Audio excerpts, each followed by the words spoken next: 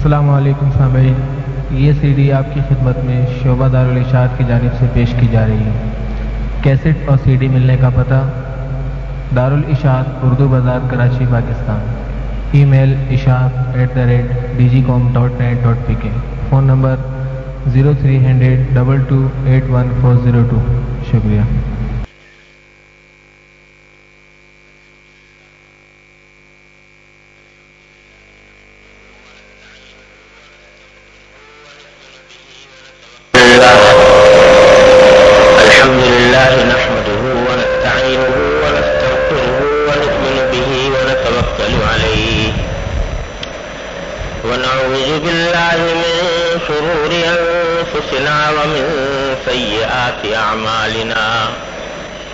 من يهده الله فلا مضل له ومن يضلله فلا هادي له وأشهد أن لا إله إلا الله وحده لا شريك له وأشهد أن سيدنا وسندنا ونبينا ومولانا محمدا عبده ورسوله صلى الله تعالى عليه وعلى آله وأصحابه وبارك وسلم تسليما كثيرا.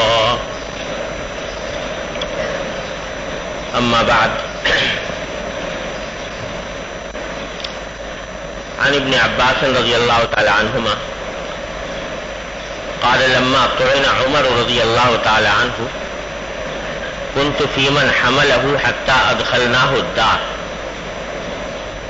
فقال يا ابن أخي اذهب فانظر من أصابني ومن أصاب معي.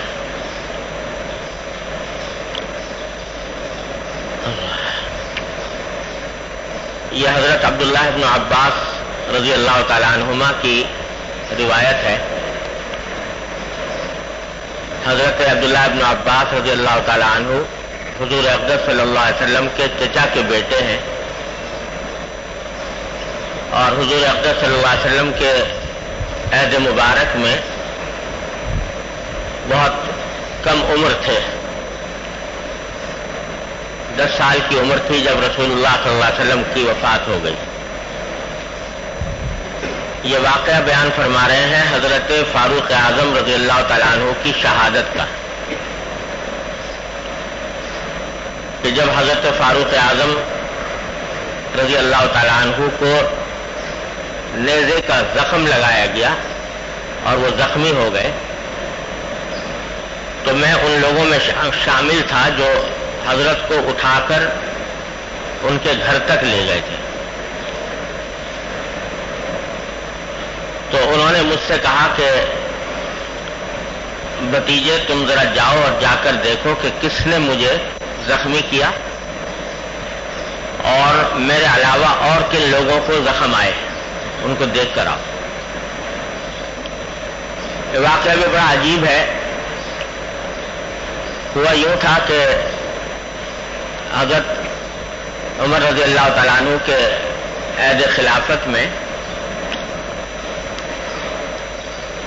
ایک شخص تھا جو غیر مسلم تھا، نصرانی، عیسائی تھا، اور وہ کسی کا غلام تھا، حضرت مغیرہ کا غلام تھا. اس کا نام تھا ابو لولوا. تو وہ ایک دن حضرت عمر کے پاس آیا اور آ کر کہنے لگا کہ آپ میرا ایک کام کر دیجئے. حضرت عمر نے پوچھا کیا کام ہے؟ تو کہنے لگا کہ میرے آقا نے مجھ پر جو آمدنی لانی مقرر کی ہوئی ہے کہ روزانہ اتنی آمدنی لا کر مجھے دیا کرو، وہ زیادہ ہے. آپ میرے آقا سے کہیے کہ وہ میرے اوپر سے یہ آمدنی کم کر دیں. یہ پہلے زمانے میں ہوتا تھا کہ جو آقا ہوتے تھے غلاموں کے، وہ اپنے غلاموں پر ایک مقدار مقرر کر دیتے تھے کہ تم روزانہ جا کر کماؤ، محنت مزدوری کرو، اتنی آمدنی لا کر ہمیں دیا کرو. اس کو خراج کہتے تھے. تو تو اس نے کہا کہ میرا جو خراج ہے وہ انہوں نے میرے آقا نے یعنی حضرت مغیرہ نے زیادہ مقرر کر رکھا ہے تو کچھ کمی کرا دیجیے اس میں. حضرت عمر نے پوچھا کہ کتنا خراج ہے؟ تو انہوں نے بتایا کہ اتنا ہے. تو حضرت فاروق اعظم نے فرمایا کہ بھائی یہ تو کچھ زیادہ نہیں ہے کیونکہ تم کاریگر آدمی ہو. وہ کاریگر تھا اور دستکاری کے کام کیا کرتا تھا, چیزیں بنایا کرتا تھا. تو تم کاریگر آدمی ہو تو اتنی روزانہ اتنی آمدنی لے آنا کوئی مشکل کام نہیں ہے, تو یہ کچھ زیادہ نہیں معلوم ہوتا. تو وہ کچھ اس بات پر ناراض ہو گیا, دل میں ناراض ہو گیا. پھر حضرت عمر نے اس سے کہا کہ اچھا ایسا کرو کہ تم میرے لیے ہمارے لیے ایک چکی بنا دو. تو ایک چکی بناؤ ایک اچھی سی, تو وہ اس کی تمہیں اچھے پیسے مل جائیں گے. تو اس نے چلتے ہوئے یہ کہا کہ ٹھیک ہے میں آپ کے لیے ایسی چکی بناؤں گا کہ مشرق اور مغرب کے لوگ اسے یاد رکھیں گے. ایسی چکی بناؤں گا.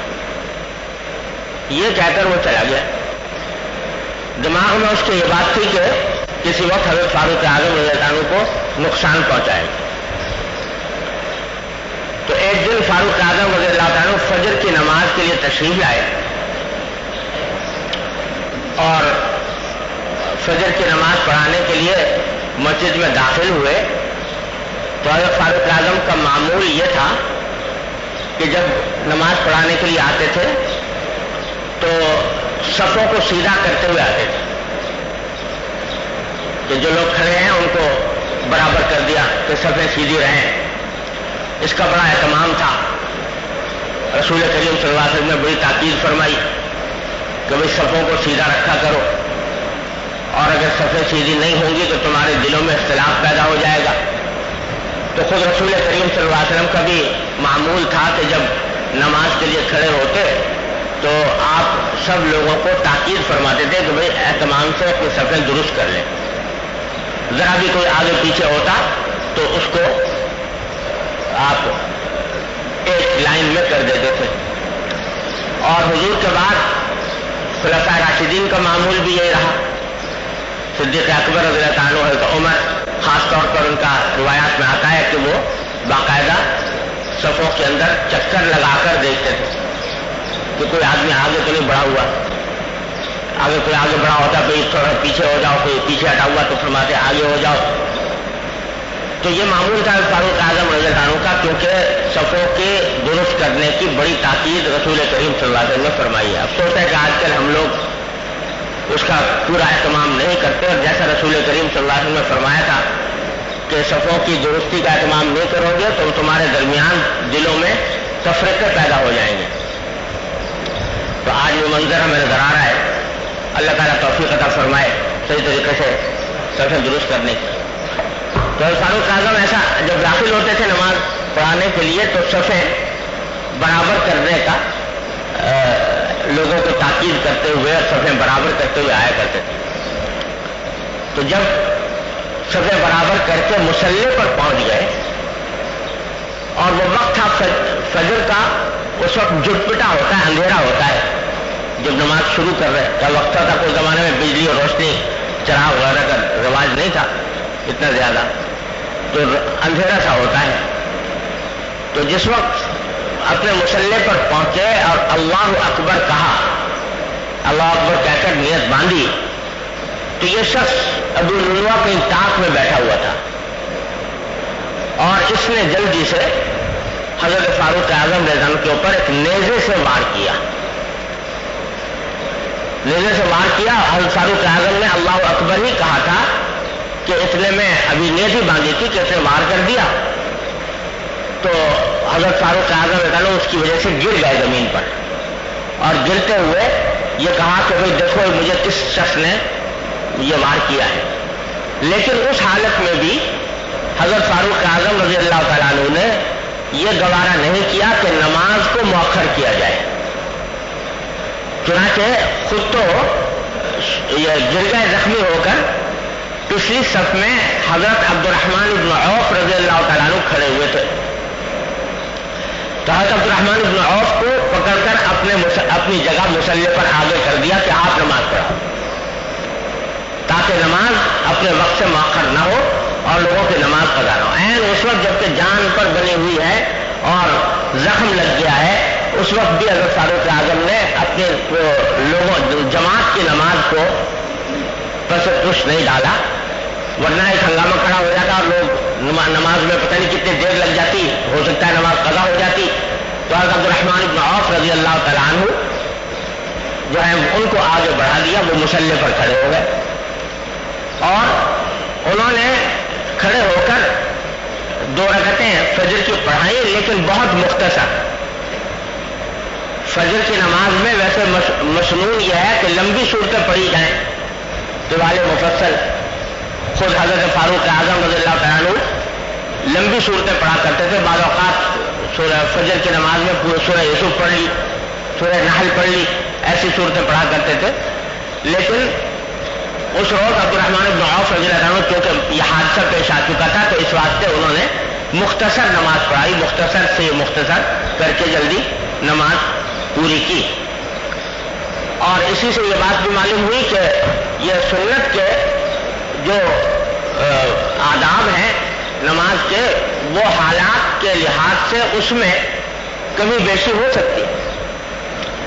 تو یہ نہیں کہ بھائی چونکہ لمبی نماز پڑھانی ہے لہٰذا فجر کی نماز میں ہمیشہ لمبی صورتیں ہی پڑھنی ہیں، بلکہ اگر کبھی اس قسم کی کوئی صورت پیش ہو جائے حادثے وغیرہ کی تو مختصر بھی کی جا سکتی ہے۔ چنانچہ عبدالرحمن بن عوف نے مختصر نماز پڑھائی۔ وہ شخص جو تھا جس نے حضرت فاروق اعظم پر وار کیا تھا، اس نے دیکھا کہ اب اگر میں نے وار تو کر دیا ہے اور اب اندیشہ ہے کہ مجھے پکڑ لیا جائے گا، تو اس نے نیزہ ہاتھ میں لے کر بلا امتیاز ادھر ادھر گھمانا شروع کیا کہ جو بھی لپیٹ میں آئے اس کو نیزہ لگ جائے۔ چنانچہ اس نے چاروں طرف نیزہ گھما گھما کر وہ لوگوں کو اپنے سے دور کرتا چلا گیا، یہاں تک کہ 17 آدمیوں کو مزید زخمی کیا اس نے۔ اسی صف اول کے 17 آدمی صحابہ اور تابعین تھے، ان کو زخمی کیا، اور جب ان کو زخمی کر کے باہر بھاگنے لگا تو کسی جو اگلی صف کے ایک صاحب تھے انہوں نے ایک بڑی سی چادر ان کے لے کر اور وہ اس کے اوپر ڈالی تاکہ وہ دیکھ نہ سکے، بھاگ نہ سکے۔ تو چادر اس کے اوپر ڈالی تو وہ بے بس ہو گیا، اور جب اسے دیکھا کہ اب میں پکڑا جا رہا ہوں تو پھر اسی نیزے سے خودکشی کر لی، وہیں پر اپنے آپ کو مار لیا، اور خودکشی کرنے کے بعد وہ خود بھی مر گیا۔ جب نماز ختم ہوئی تو صورتحال ایسی تھی کہ صفیں دور تک جاتی تھی نماز کی، تو جو اگلی صف کے لوگ تھے ان کو تو پتہ لگ گیا کہ کیا حادثہ پیش آیا ہے، حضرت فاروق اعظم کے اوپر حملہ ہو گیا ہے۔ جو دور پیچھے صف کے لوگ تھے تو ان کو کچھ پتہ نہ چل سکا کہ کیا قصہ ہوا، کیونکہ اللہ اکبر کی انہوں نے آواز سنی اور پھر حضرت عمر کی آواز تو آئی نہیں، حضرت الرحمن بن عوف کی آواز آئی اور انہوں نے جلدی سے نماز پوری کر لی، تو وہ پتہ نہیں چل رہا تھا کہ کیا ہوا۔ سلام پھیرنے کے بعد سب لوگ اکٹھے ہو کر جمع ہوئے، جا کر دیکھا تو حضرت فاروق اعظم رضی اللہ تعالیٰ عنہ زخمی پڑے ہوئے تھے۔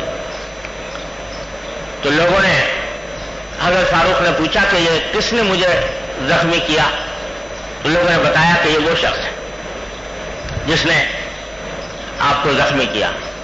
تو فاروق اعظم نے فرمایا کہ میں نے تو پہلے تو یہ فرمایا کہ میں نے تو اس کے ساتھ نیکی کا معاملہ کیا تھا اور اس نے مجھے یہ بدلہ دیا، لیکن میں اللہ تعالیٰ کا شکر ادا کرتا ہوں کہ میری موت کسی مسلمان کے ہاتھوں نہیں آئی۔ وہ آدمی غیر مسلم تھا، عیسائی تھا، تو اللہ تعالیٰ کا شکر ادا کرتا ہوں کہ میری موت کسی مسلمان کے ہاتھوں نہیں آئی، کیونکہ یہ بات مجھے بڑی ناپسند تھی کہ مسلمانوں کی تلوار مسلمانوں کے خلاف استعمال۔ تو اب جو حضرات صحابہ کرام تھے وہ حضرت فاروق اعظم کو اٹھا کر گھر لے گئے۔ اب یہ اندازہ نہیں ہو رہا تھا کہ زخم جو لگا ہے وہ کس نوعیت کا ہے، آیا یہ زخم جان لیوا ہے یا یہ کہ معمولی قسم کا زخم ہے۔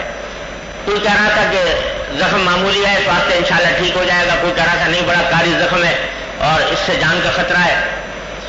تو فرماتے ہیں کہ اس بات کو جانچنے کے لیے حضرت فاروق اعظم کو کچھ شربت پیش کیا کہ شربت تناول فرما لیں.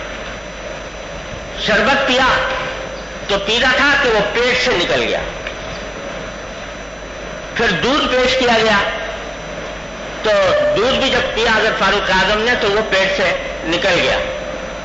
تو اس سے دیکھنے والوں کو یہ اندازہ ہو گیا کہ فاروق اعظم رضی اللہ تعالیٰ عنہ کا وقت آ چکا ہے اور اب بظاہر ان کے بچنے کی کوئی امید نہیں.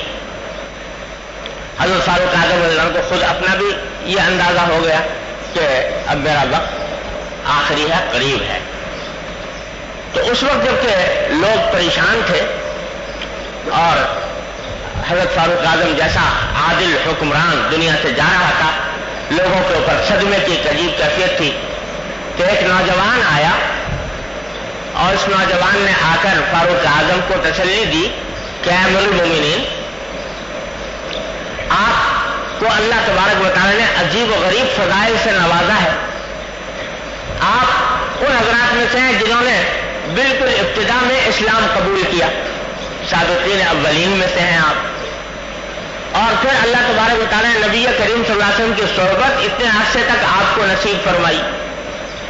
پھر اللہ تعالیٰ نے آپ کو خلیفہ بنایا اور خلافت کے اندر آپ نے عدل و انصاف کی مثال قائم فرمائی. تو آپ نے عدل و انصاف اتنا زبردست کیا اور پھر آخر میں اللہ تعالیٰ نے آپ کو اب شہادت کا رتبہ عطا فرمایا ہے، جو عظیم ترین انسان کا موت کا عظیم ترین درجہ ہے جو شہادت کا، وہ اللہ تعالیٰ نے آپ کو عطا فرمایا. تو آپ کے لیے تو اتنی زبردست بشارتیں ہیں. فاروق اعظم سے آ کر یہ عرض کیا اس نوجوان نے. تو فاروق اعظم نے فرمایا کہ اے نوجوان، تم جو کچھ مجھے کہہ رہے ہو کہ میری فلاں فلاں فضیلتیں ہیں، میں سچ کہتا ہوں کہ اگر اللہ تبارک و تعالیٰ کی بارگاہ میں پہنچنے کے بعد میں برابر سرابر چھوٹ جاؤں کہ نہ تو مجھ پر عذاب ہو اور نہ مجھے کوئی ثواب ملے، تو اس کو میں اپنے لیے بڑا غنیمت سمجھوں گا. یہ فرمایا کہ یا لیتنی کفافن لا علی ولا لی، کہ میں برابر سرابر چھوٹ جاؤں اللہ تبارک و تعالیٰ کی بارگاہ میں جا کر، نہ عذاب ہو نہ ثواب ہو، تو اس کو بھی میں غنیمت سمجھوں گا اللہ تبارک و تعالیٰ کی بارگاہ میں جانے کے بعد. اب آپ اندازہ فرمائیے کہ سابقین اولین میں سے ہیں، نبی کریم صلی اللہ علیہ وسلم کے دہان مبارک سے براہ راست بشارتیں سن چکے ہیں، اور بشارتیں بھی یہ کہ عمر جنت میں جائے گا. اور سرکار دو عالم صلی اللہ علیہ وسلم نے حضرت فاروق اعظم کا محل، تیار شدہ محل جنت میں دیکھا اور آ کر بتایا. اس کے باوجود اللہ تبارک و تعالیٰ کی خشیت اور عظمت کا یہ عالم ہے. کہنا مطلب یہ ہے کہ میں اپنے کسی عمل کو باری تعالیٰ کی بارگاہ میں اس بات کا مستحق نہیں سمجھتا کہ اس پر عذاب، اس کا ثواب دیا جائے. برابر سرابر چھوٹ جاؤں تو غنیمت ہے. اور جو اللہ تبارک و تعالیٰ اپنی رحمت سے جو کچھ معاملہ فرما دے وہ ان کی رحمت ہی رحمت. تو سبق یہ دیا کہ کسی بھی انسان کو اپنے کسی عمل پر، نیک عمل پر اترانا نہیں چاہیے کہ میں نے فلاں کام کر لیا، فلاں کارنامہ انجام دے دیا، ایسی عبادت کر لی، ایسا میں نے صدقات دے دیے، ایسی میں نے اللہ تبارک و تعالیٰ کی راہ میں قربانیاں دی. کسی بھی چیز پر اترانے کا کوئی موقع نہیں ہے کہ آدمی اس کے اوپر فخر کرے اور اترائے. بات یہ ہے کہ جیسے بزرگوں نے فرمایا کہ کرتا رہے اور ڈرتا رہے، کہ آدمی کرتا بھی رہے عمل اور ساتھ ساتھ اللہ تبارک و تعالیٰ سے ڈرتا بھی رہے کہ جتنا بھی میں عمل کر لوں وہ اللہ تبارک و تعالیٰ کی عظمت کے شایع نشان نہیں ہو سکتا. جب سرکار دو عالم صلی اللہ علیہ وسلم فرما رہے ہیں کہ ما عبدناک حق عبادتک ما عرفناک حق معرفتک، اے اللہ ہمیں آپ کی عبادت کا حق ادا نہ کر پائے، آپ کی معرفت کا حق ادا نہ کر پائے. تو وہ مقام فاروق اعظم رضی اللہ عنہ کو اس وقت بھی حاصل فرمایا کہ برابر سرابر چھوٹ جاؤں تو غنیمت سمجھوں گا. وہ نوجوان جانے لگا، اٹھ کر جانے لگا تو فاروق اعظم رضی اللہ عنہ نے دیکھا کہ اس نوجوان کا جو ازار ہے، یعنی تیبند وہ ٹخنوں سے نیچے لٹکا ہوا ہے، ٹخنوں سے کچھ نیچے جا رہا تھا۔ فاروق اعظم نے کسی آدمی سے کہا کہ یہ نوجوان جو بھی گئے ہیں ذرا ان کو واپس بلا لو میرے پاس۔ ان کو بلایا، بلا کر نوجوان سے کہا کہ نوجوان تمہارا ازار جو ہے وہ ٹخنے سے نیچے جا رہا ہے، تو ایسا کرو کہ اس کو اوپر کر لو، فَإِنَّهُ أَتْقَى لِرَبِّكَ وَأَنْقَى لِثَوْبِكَ،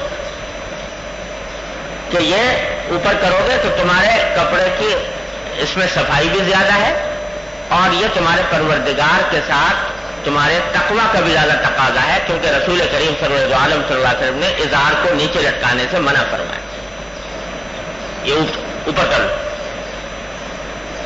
ذرا اندازہ فرمائیے کہ زخمی ہیں، موت کے دروازے پر ہیں، اور اس وقت میں ایک نوجوان آ کر تسلی کی باتیں بھی کرتا ہے، تو اس کے باوجود حضرت فاروق اعظم نے اس وقت بھی اس کے اوپر تنبیہ فرمائی، اس کو نرمی کے ساتھ سمجھایا کہ بیٹا یہ طریقہ مناسب نہیں ہے اور نبی کریم صلی اللہ علیہ وسلم کی تعلیم کے خلاف ہے۔ آج بعض لوگ کہتے ہیں کہ ٹخنوں سے اوپر کر لیا اور نیچے کر لیا تو اس سے کیا فرق پڑا، اور تعویلیں ہزار کہ اگر تکبر سے کرے تو حرام ہے اور تکبر نہ ہو تو حرام نہیں، اور یہ کہ یہ کوئی اتنی بڑی اہم بات نہیں کہ صاحب اس کے اوپر باقاعدہ لوگوں کے اوپر نکیر کی جائے یا لوگوں کو اس کی دعوت دی جائے۔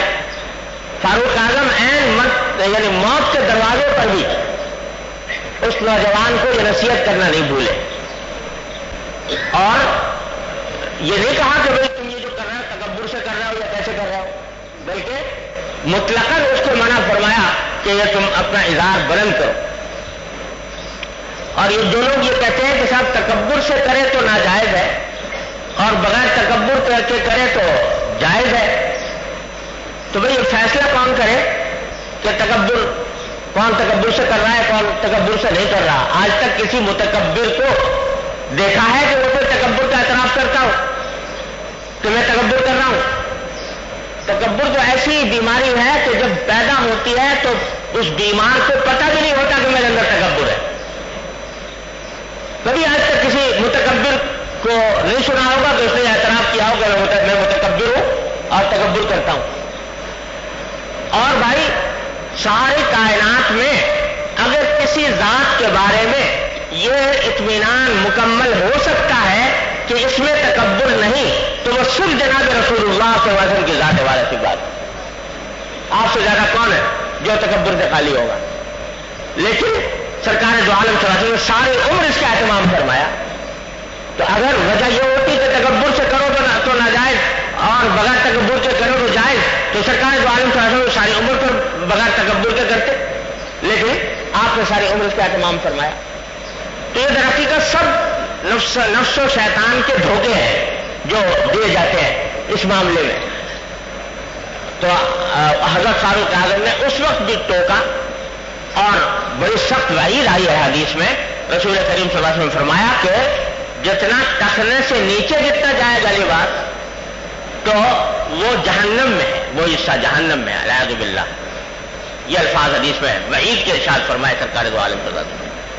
لہٰذا یہ اس کو معمولی بات سمجھ کر نظر انداز کر دینا، اس کو کہنا کہ یہ دین کا کوئی حصہ نہیں ہے، یہ سب باتیں در حقیقت دین کے عظمت اور اس کی محبت دل میں نہ ہونے کی وجہ سے ہے۔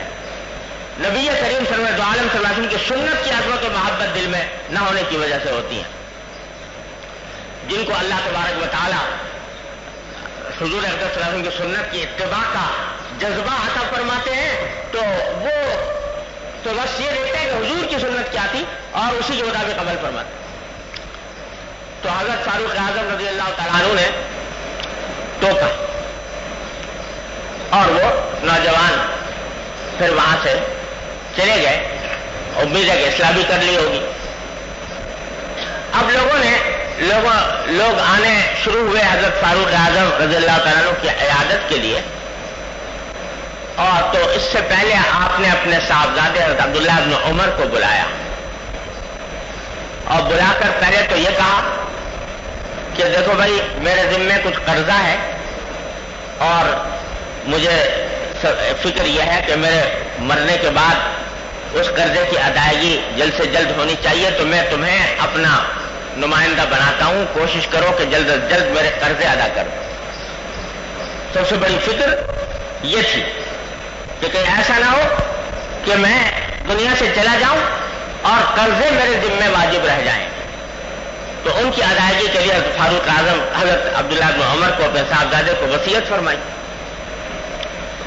اور پھر فرمایا کہ ایک بات اور ہے جو میرے دل میں ہے، میں اس کے لیے تمہیں اپنا نمائندہ بناتا ہوں، وہ یہ کہ یہاں سے جاؤ اور ام المومنین حضرت عائشہ صدیقہ رضی اللہ تعالیٰ عنہ کی خدمت میں حاضری دو اور ان سے جا کر کہو کہ عمر ابن خطاب آپ سے یہ اجازت چاہتا ہے کہ جس جگہ نبی کریم صلی اللہ علیہ وسلم اور صدیق اکبر مدفون ہیں اسی جگہ پر عمر ابن خطاب کی بھی خواہش ہے کہ اس کو وہاں پر دفن کیا جائے۔ جا کر ام المومنین عائشہ سے کہو اور یہ کہو کہ عمر ابن خطاب اجازت چاہتا ہے، اور دیکھو یہ مت کہنا کہ امیر المومنین اجازت چاہتا ہے، صاف صاف یہ تاکید فرمائی، یہ مت کہنا کہ امیر المومنین اجازت چاہتا ہے، کیونکہ آج کے بعد میں مومنین کا امیر نہیں رہا، اب میں مومنین کا امیر نہیں ہوں، اور کہیں ایسا نہ ہو کہ عائشہ سے اجازت آپ مانگو اور وہ یہ سوچ کر کہ امیر المومنین اجازت مانگ رہے ہیں اس واسطے وہ تکلفاً اجازت دے دیں، لہذا یہ مت کہنا کہ امیر المومنین اجازت مانگ رہے ہیں، بلکہ یہ کہنا کہ خطاب کا بیٹا عمر اجازت چاہتا ہے، فإنی لست اليوم للمؤمنین امیرا، آج میں مومنین کا امیر نہیں رہا، اس واسطے ان سے یہ کہہ کر اجازت مانگو۔ حضرت عبداللہ بن عمر رضی اللہ تعالیٰ عنہ حضرت فاروق اعظم کے اس ارشاد کے مطابق روانہ ہوئے، حضرت عائشہ صدیقہ رضی اللہ تعالیٰ عنہ کے پاس گئے، وہاں پہنچے تو دیکھا حضرت عائشہ بیٹھی رو رہی تھی، ان کو اطلاع مل چکی تھی کہ فاروق اعظم رضی اللہ تعالیٰ عنہ زخمی ہو چکے ہیں اور شدید سنگین زخمی ہوئے ہیں، تو حضرت عائشہ رو رہی تھی، تو عبداللہ بن عمر رضی اللہ عنہ پہنچے اور جا کر انہی الفاظ میں حضرت عائشہ سے کہا کہ ام المومنین عمر ابن خطاب نے یہ پیغام بھیجا ہے اور مجھے تاکید کی ہے کہ میں ان کا نام لے کر آپ سے اجازت طلب کروں، امیر المومنین کے حوالے سے نہ کروں، اور وہ یہ کہ وہ یہاں پر دفن ہونے کی اجازت مانگتے ہیں۔ حضرت عائشہ صدیقہ رضی اللہ عنہ نے فرمایا، پہلے ہی وہ صدمے سے مغلوب تھی، حضرت عائشہ نے فرمایا کہ یہ جگہ میں نے اپنے لیے سوچی ہوئی تھی، یہ جگہ میں نے اپنے لیے سوچی ہوئی تھی، لیکن میں آج حضرت عمر کو اپنی جگہ پر ترجیح دوں گی اور میں اب وہاں پر دفن ہونے کا ارادہ ترک کرتی ہوں، میری طرف سے کھلی اجازت ہے کہ وہ یہاں پر دفن ہوں۔ حضرت عبداللہ بن عمر رضی اللہ تعالیٰ عنہ یہ پیغام لے کر حضرت فاروق اعظم کے پاس پہنچے، تو فاروق اعظم رضی اللہ تعالیٰ عنہ اس وقت لوگوں کے ہجوم میں تھے جو عیادت کرنے کے لیے آیا ہوا تھا۔ حضرت عبداللہ بن عمر کو آتے ہوئے دیکھا تو سب چیزوں سے کو چھوڑ کر ان کو قریب بلایا، کہا کہ کیا خبر لے کر آئے ہو؟ تو عبداللہ بن عمر رضی اللہ تعالیٰ عنہ نے عرض کیا کہ امیر المومنین آپ کے لیے میں اچھی خبر